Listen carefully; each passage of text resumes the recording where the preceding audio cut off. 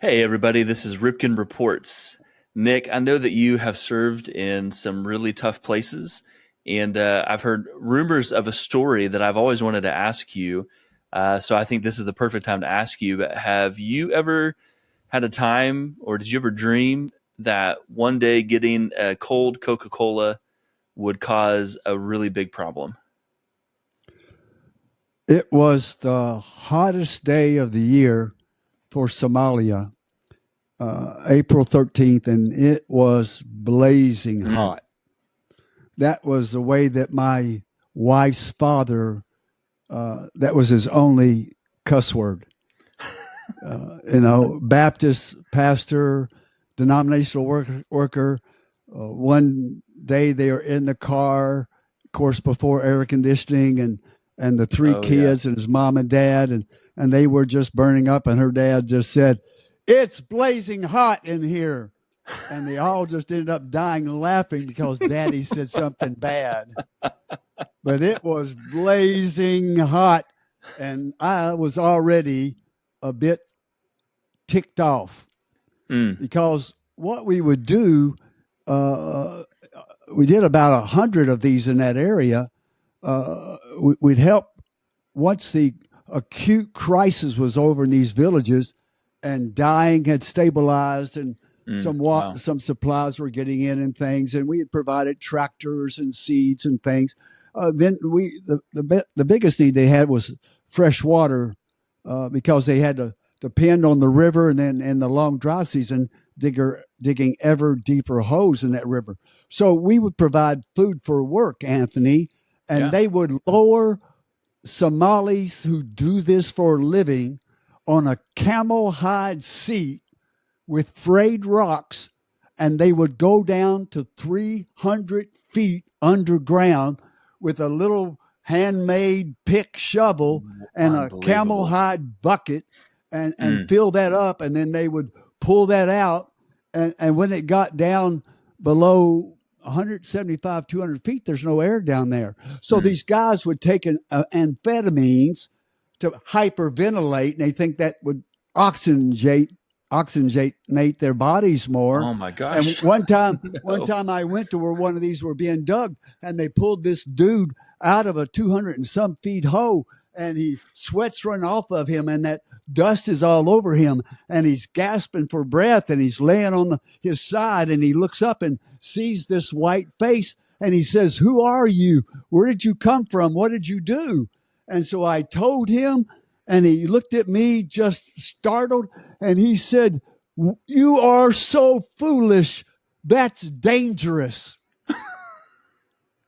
And he just came out of the makings of a 300-foot hole in the ground Right. on a frayed rope on a camel hide seat. I And can't even so, imagine.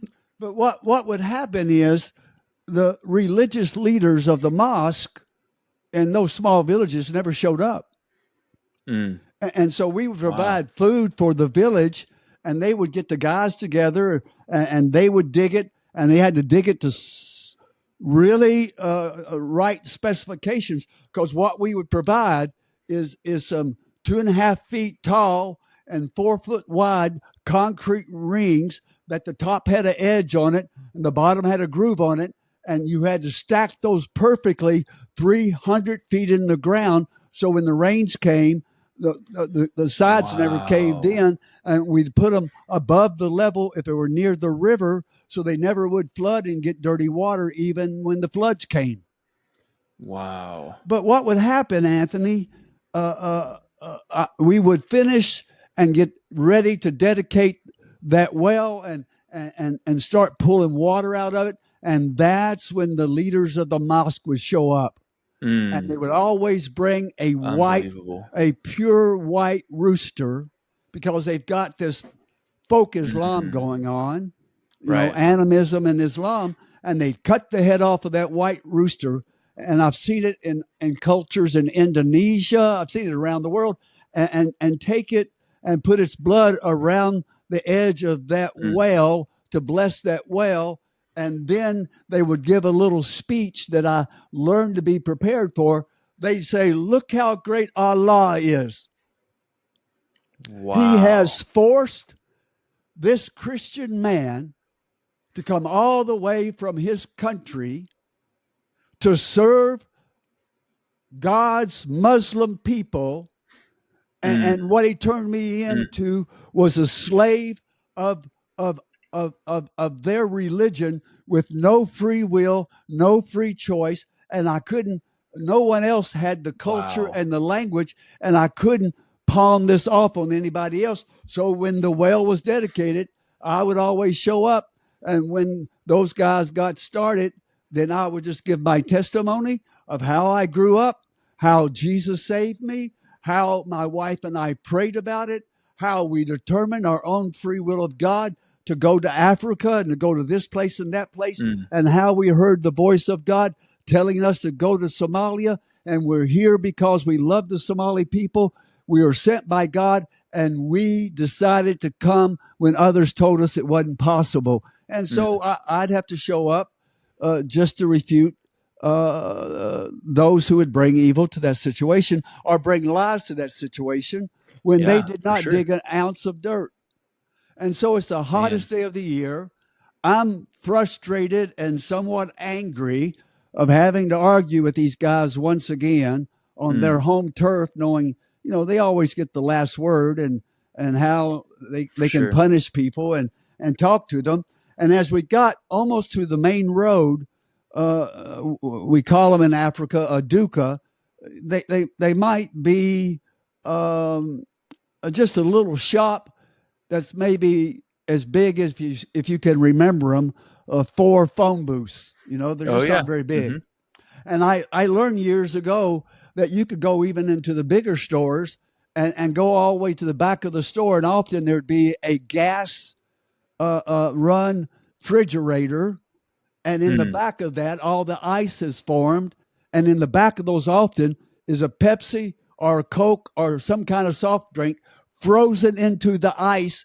And I always took a screwdriver and a hammer in the truck with me, and I would chisel those cold drinks out of that freezer refrigerator. And I would have a cold drink in the most outlandish places that you can ever imagine. And so as we got to the road, an older volunteer, they worked with us in South Africa. And when we got in Somalia and things were so rough, I called them and said, get somebody else to take your place where we left you in South Africa. I need you in Somalia. And they were the first older couple, to come work with us. And United Nations said, we don't allow couples to go to Somalia. I said, this is not your choice. Your mandate is to provide transportation in and out of Somalia for people like us. And we do that on military flights. So you don't determine who comes.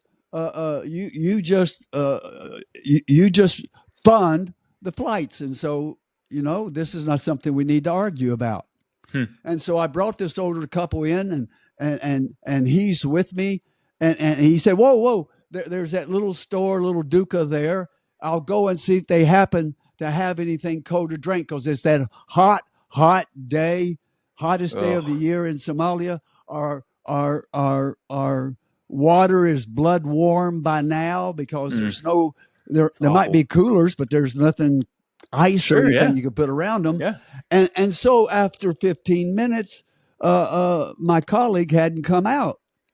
And so I told our chief of staff, go in and see what's going on. And about that time, before he could go in there, my colleague from America, this older man that had transferred up with his wife, he came out and he's as pale as a ghost. And I said, I'm trying hard not to use his name, though he's gone to be with Jesus already. I'll just use it. I said, John, what's wrong? And he looked at me and our chief of staff, and he said, I think I just bought a girl. No. I said, get in the back of the truck. It's a double cab, and sit down. And I said to our chief of staff, go in there and find out what happened. No. And he went in there, and he came out in about 10 minutes, and he said, Dr. Nik, he didn't buy a girl. He married her. He went No in. way. He went in that store. Now he'd been with us for 6 months. We don't often, unless they're initiated, we don't talk to Somali women. Right. Yeah. And oftentimes, with their families, with their husband, if they ever deem to shake our hands, they wear different layers of all kinds of beautiful cloth. Really, Mm. one is you can't see through. Other layers are clearer, and she puts her hand inside of the layers of the cloth to touch you, to shake your hand. We don't. You don't touch them. You don't stare at them. Mm. You got to treat them very carefully, depending on which part of Islam you're in. And so what he had done, and he knew not to do this, but this is a loving, gregarious heart, and Mm. so everybody loves him. He doesn't ever meet a stranger, and he walks in, and there are three men there, and this beautiful little 12-year-old girl, just as pretty as she could be, and he patted her on the head and just said in passing, for $50, I'd just buy you and take you home. And Oh no. those guys said the words of the marriage ceremony, and they have three witnesses there, and they said, Alhamdulillah, under God, it is done. You are married. No way. So the chief of staff came out and said he just married a 12, 13-year-old girl. She doesn't know when she's how old she is. She's not in puberty yet. The thing is, she was excited about marrying this 70-year-old man and going to America. Wow. And so was her father and everybody. She could keep the whole village alive with what they expected that she would send back home. And so I said, Sid, go in there and find out, knowing the nature of the setting that I was in, and find out what it'll cost to get out of this. Mm. And he went in there, and he was gone for half an hour, 40 minutes. And he came back and said, Dr. Nik, they'll have to, it's going to cost you $75. And this old man's going to have to stand in the doorway with the three witnesses and say, I divorce you, I divorce you, and I divorce you. And the marriage is annulled. Wow. Unbelievable. Oh, it was not a good day. Hottest day in Somalia. I've argued with the leaders of the mosque no. till sweat's running rivers, just like a river off my face. I'm dusty. I'm dirty. I'm gritty. I'm tired. I've got an hour plus drive back to the compound. And then we have this mess where he marries this young girl. And we got on the main road about, I don't know, 50 kilometers going back toward Somalia, to Mogadishu. And as the air sort of went out of the problem, John began to see the humor in it. And I still wasn't there yet, I don't doubt it. And certainly Sid wasn't, and I did not know how to receipt that $75 of expense money. Paid $75 so that a 70-year-old volunteer could divorce a 12-year-old girl. And so as we got there, it got to be a little bit funny because our chief of staff was teasing this older gentleman, and he got to thinking it was funny, and that led him to a worse mistake. We got back to the team house, and we had our meal, and he went off into his bedroom, and he decided to tell his wife what happened. Rookie mistake. My goodness. I said, Bubba, you're on your own on this one. He had to go get a pad and a sheet and sleep on the roof that night because she wouldn't let him back in the bedroom. So I do not doubt it. So from the mosque leadership and the hottest day of the year and getting him married, and then whatever formerly separated from that little girl, and then telling his wife, I thought all this for a cold Coke. All this just so I could drink a cold Coke that cost me about 7 cents.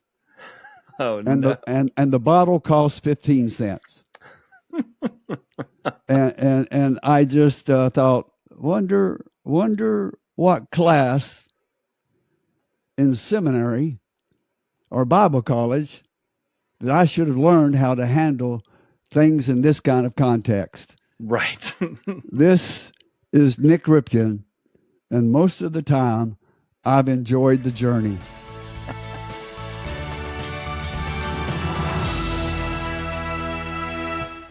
Thank you for listening to today's episode of Ripken Reports. If you want to stay connected to our ministry, you can go to www.nikripken.com, or you can follow us on Facebook, Instagram, and X.